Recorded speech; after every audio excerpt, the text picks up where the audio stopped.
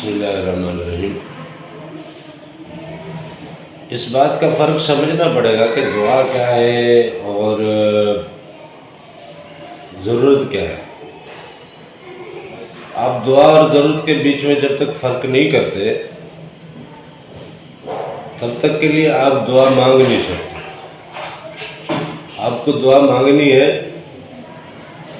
آپ دعا مانگیے، لیکن یہ تو دیکھیں کہ آپ جو مانگ رہے ہیں وہ دعا ہے یا ضرورت ہے۔ اب مثال کے طور پہ یہ پین ہے، یہ پین میرے پاس ہے، آپ کو چاہیے، یہ آپ کی ضرورت ہے، آپ مجھ سے مانگ رہے ہیں کہ مجھے پین دیں۔ اب میری مرضی ہے میں دوں یا نہ دوں۔ اسی طرح موبائل ہے، کتاب ہے، کوئی بھی چیز ہے، گاڑی ہے، آپ کی ضرورت ہے، آپ کہہ رہے ہیں مجھے دیں، میری مرضی ہے میں دوں یا نہ دوں۔ اسی طرح ہم اللہ تعالیٰ سے رزق مانگتے ہیں، صحت مانگتے ہیں، اولاد مانگتے ہیں، خوشحالی مانگتے ہیں، سکھ مانگتے ہیں، سلامتی مانگتے ہیں، ہم اللہ تعالیٰ سے شفا مانگتے ہیں۔ یہ ساری چیزیں تو ہم اللہ تعالیٰ سے مانگتے ہیں۔ ہم اللہ تعالیٰ سے جنت مانگتے ہیں، ہم اللہ تعالیٰ سے رحم مانگتے ہیں، کرم مانگتے ہیں۔ یہ سب چیزیں ہم مانگتے ہیں، یہ سب چیزیں ہیں ہماری ضرورتیں، یہ سب چیزیں ہماری ضرورتیں ہیں۔ اب دعا میں جو مانگنا ہوتا ہے وہ بھی ہوتی ضرورتیں ہی ہیں، لیکن مانگنے کا طریقہ ہے۔ آپ ضرورت کے انداز سے مانگیں گے تو بات کچھ اور ہو جائے گی، لیکن آپ وہی چیز دعا کی ادا کے ساتھ مانگیں گے تو بات بدل جائے گی۔ کچھ علاقوں میں قحط سالی کی وجہ سے بارش کی دعائیں کی جاتی ہیں اور پھر بارش ہو جاتی ہے۔ بارش ہے تو ضرورت، قحط سالی سے زمینیں خشک ہو گئیں، قحط سالی کی وجہ سے جانور مر رہے ہیں، قحط سالی کی وجہ سے اور بہت سارے معاملات ہیں، تو ہمیں بارش کی ضرورت ہے۔ ہم نے بارش مانگی اور بارش ہو گئی۔ کبھی کبھار یہ ہے کہ بارشیں اتنی زیادہ ہو رہی ہوتی ہیں، سیلاب آ رہا ہوتا ہے، گھر گر رہے ہوتے ہیں، لوگ ڈوب رہے ہوتے ہیں، محلے اور شہر ڈوب رہے ہوتے ہیں، ہم دعا مانگتے ہیں بارشیں رکنے کی اور بارشیں رک جاتی ہیں۔ تو ایسی صورت میں ہم جس انداز سے اور جس ادا سے مانگتے ہیں، پچھلے دنوں ہمارے یہاں اندرون سندھ میں، ویسے تو پورے پاکستان میں ٹھیک ٹھاک بارشیں ہوئی، پورا پاکستان بارشوں کی وجہ سے سیلاب کی زد میں رہا ہے، لیکن ہمارے یہاں اندرون سندھ میں کچھ معاملات، کچھ واقعات ایسے رونما ہوئے کہ لوگ راتوں کو اٹھ اٹھ کے قرآن مجید سر پہ ڈال کے اللہ تعالیٰ کو پکارتے رہے، مالک کرم کرتے، مالک کرم کرتے، مالک کرم کرتے، مالک رحم کرتے۔ برستی بارش میں لوگوں کے گھر گر رہے ہیں، گاؤں میں پانی گر گیا ہے، گھروں میں پانی گر گیا ہے، فصلیں ڈوب گئی ہیں، مکانات گر رہے ہیں، لوگوں کو سر چھپانے کی کوئی جگہ نہیں مل رہی ہے، بچوں کے مرنے کا ڈر ہے، مال مویشی کے مرنے کا ڈر ہے، اپنی جان جانے کا ڈر ہے۔ یہ تمام تر خوف آپ کے اوپر جب غالب آ جاتے ہیں، بچوں کے درد، تکلیف اور اذیت وہ آپ کی آنکھوں کے آگے ہوتی ہے، اور اس کیفیت میں جب آپ رب کے حضور دست بدعا ہوتے ہیں، جب ہاتھ اٹھاتے ہیں تو وہ کیفیت بدل جاتی ہے تو یہ بھی ضرورت کہ بارش رک جائے، اگر بارش چلتی رہی تو حالات خراب ہو جائیں گے، لیکن یہ جس کیفیت میں مانگا جاتا ہے نا، وہ کیفیت بتاتی ہے کہ یہ دعا ہے یا یہ ضرورت ہے۔ ہم نارملی جو دعائیں مانگتے ہیں، ہم کس کیفیت میں جا کے مانگتے ہیں، کوئی کیفیت ہمارے اوپر طاری نہیں ہوتی، کوئی معاملہ ہمارے ذات کے ساتھ وابستہ نہیں ہوتا، نارمل ایک لفظ ہے جو رٹے رٹائے سے ہم ادا کر دیتے ہیں اور کہتے ہیں بڑی دعائیں مانگی، بڑی دعائیں مانگی، پر ہماری دعائیں قبول نہیں ہوئی۔ یہ دعائیں نہیں ہیں، یہ ضرورتیں ہیں۔ جب آپ کے اندر سے جو رب سے مانگ رہے ہو اس کی حقیقی تڑپ اور اس کی حقیقی طلب آپ کے وجود میں اس کا عکس جب تک نافذ نہیں ہوتا یا ظاہر نہیں ہوتا تب تک کے لیے وہ دعا کی منزلوں میں وہ نہیں جاتی بات. تو اس لیے وہ کیفیت طاری کرنا لازمی ہے. جب تک اپنے آپ کو انسان گرائے گا نہیں، اپنی ذات کو فنا نہیں کرے گا، جب تک کلمے کے لا کا مطلب نہیں سمجھے گا کہ میری عقل کچھ بھی نہیں ہے، میرا علم کچھ بھی نہیں ہے، میری صلاحیت کچھ بھی نہیں ہے، میری قابلیت کچھ بھی نہیں ہے، میرا عہدہ کچھ بھی نہیں ہے، میری زمینیں اگر ہیں تو ان کی کوئی اوقات نہیں ہے. سیلاب آ گیا ساری زمینیں بہہ جائے گی، میں تو بھوکا رہ جاؤں گا. سیلاب آ گیا یا طوفان آ گیا یا کچھ بھی ہو گیا، میرے گھر بہہ گئے، میرے غلے جناب جو اناج کے ڈھیر میں نے لگا کے رکھے ہیں، چھپا کے رکھے ہیں، وہ سارے بہہ گئے تو میرا کیا رہ جائے گا؟ یہ کیفیت انسان کے دماغ میں ہونی چاہیے. بیماری لگ جائے، انسان کو فالج لگ جائے، انسان مفلوج ہو جائے، زبان رک جائے، آنکھیں پتھرا جائے، آنکھیں بند ہو جائیں، نظر بینائی چلی جائے، سواد چھن جائے، زبان گونگ ہو جائے، اس طرح کے معاملات، اس طرح کی کیفیات جب تک آپ کے وجود کے اوپر طاری نہیں ہوگی اور ان سب چیزوں کی عاجزی آپ اپنے اندر نہیں لاتے کہ یہ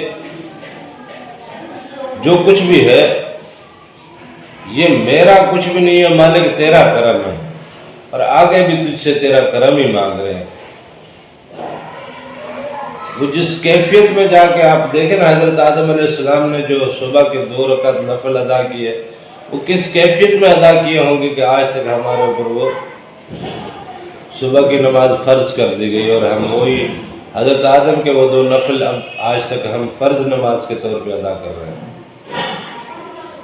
وہ حضرت یونس علیہ السلام کی 4 رکعت نفل کیسے رہے ہوں گے جو مچھلی کے پیٹ سے نکلے اور اس نے رب کے حضور شکرانے کے اور اپنی عاجزی اور اپنی توبہ اور اپنی جناب پشیمانی اور اپنی معافی تلافی کے لیے جو جناب مانگے پڑھے جو 4 رکعت،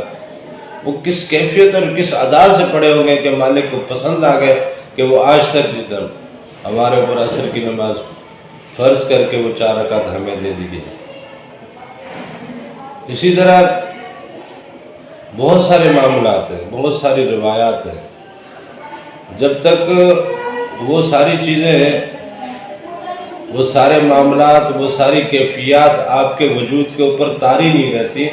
رب کی ربوبیت آپ کے وجود پہ طاری نہیں رہتی، رب کی کبریائی آپ کے وجود پہ طاری نہیں رہتی، رب کی الوہیت آپ کے وجود کے اوپر طاری نہیں رہتی،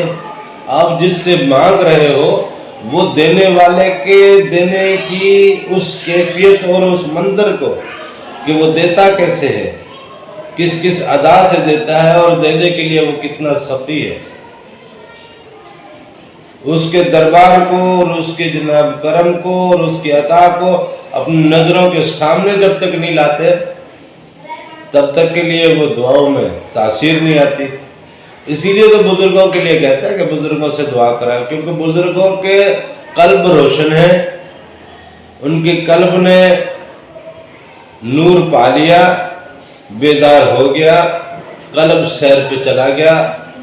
وہاں رب کی قدرت کے وہ مناظر دیکھ لیے، روبرو دیکھ لیے، روح بیدار ہوئی،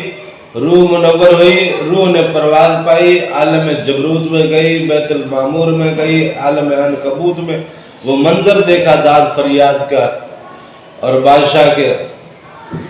کہ کس طرح مالک دربار لگا کے اور تخت لگا کے بیٹھا ہے اور کیسے وہاں پہ تمام فریادیں اور تمام آرزویں وہاں کس طرح دست بستہ ادب کے ساتھ سر جھکائے کھڑی ہیں اور دینے والا کس طرح دے رہا ہے. جب آپ حضور نبی کریم صلی اللہ علیہ وسلم کی محفل میں اور عالم ارواح کے مختلف محلات کو اور اس کی رب کی قدرت کو نہیں دیکھتے، آپ بیت المعمور، خانہ کعبہ، 1.25 لاکھ پیغمبروں کی محفلیں اور तमाम औलिया किराम और अल्लाह वालों और शुहदा की महफिलें अटेंड करते हैं, जब वो अपनी आंखों से सारे मंजर देखते हैं तो रब की किबरियाई और उसकी रबूबियत आपकी वजूद पे तारी हो जाती है। फिर इसी तरह आप आलम लाहूत और आलम हाहूत से जब गुजरते हैं, रब के फना और बका के मनाजिर देखते हैं, आलम वहदत में जब आप पहुँचते हैं, रब के औसाफ,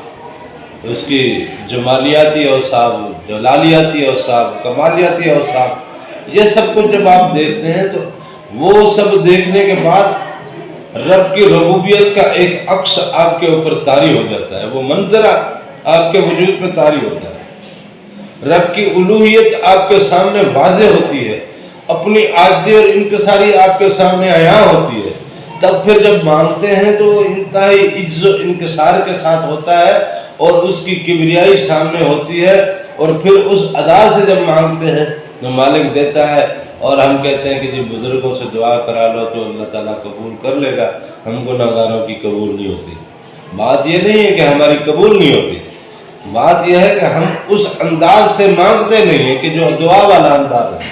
हम ज़रूरत वाले अंदाज से चीज़ मांगते हैं, वो फिर मालिक की मर्जी है, दे या ना दे। ये पेन है मेरी है,